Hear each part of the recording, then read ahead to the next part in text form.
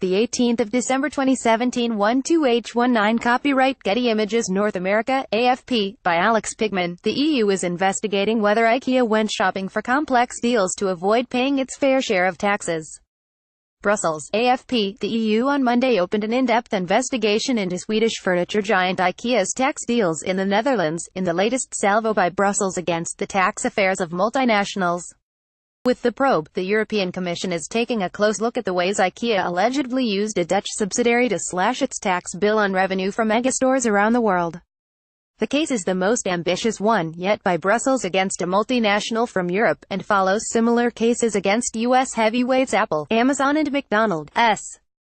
They all come amid a wave of revelations such as the Paradise Papers and LuxLeaks that have turned the spotlight on how multinationals and the world's super-rich use legal means to avoid paying tax. All companies, big or small, multinational or not, should pay their fair share of tax, the EU's antitrust commissioner Margrethe Vestager said in a statement. Member states cannot let selected companies pay less tax by allowing them to artificially shift their profits elsewhere, she said.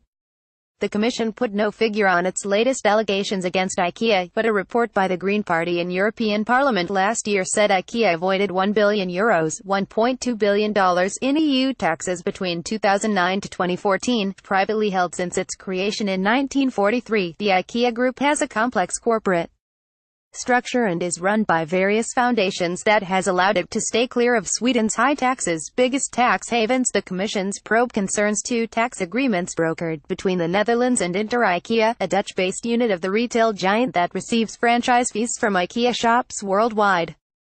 In the first tax ruling, between 2006 and 2011, Ikea was allowed by the Netherlands to pay a hefty license fee to another Ikea unit in Luxembourg, thereby shifting revenue to a jurisdiction where it remained untaxed. In 2011, after Brussels forced a law change in Luxembourg, Ikea arranged a second ruling with the Netherlands, this time involving a complex loan arrangement with an Ikea unit in Liechtenstein, and again the Swedish company. Success shifted taxable revenue to a low-tax jurisdiction. The Netherlands supports the Commission's work, said a senior Dutch EU official, adding that the government would have to look at the details of the case. The move against Ikea came at the urging of the Greens party in European Parliament, which mounted a major campaign to put the spotlight on Ikea. This is a huge success for the Greens as it comes from our initial complaint. Europe works, MEP Sven Giegold told AFP. It is shocking that the Netherlands, a founding member of the EU, is one of the biggest tax havens in the world, he said. Many of the Brussels probes came in the wake of the LuxLeaks scandal, which revealed details of tax breaks given by the wealthy Dutchie to dozens of major U.S. firms. The revelations came as a particular embarrassment for European Commission President Jean-Claude Juncker, who was Prime Minister of Luxembourg at the time when the tax deals were made.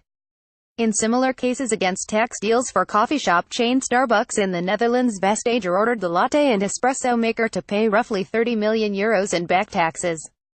In accordance with Vestager's blockbuster 2015 decision against Apple, Ireland said earlier this month it will begin collecting the €13 billion in back taxes owed by the US-based iPhone maker.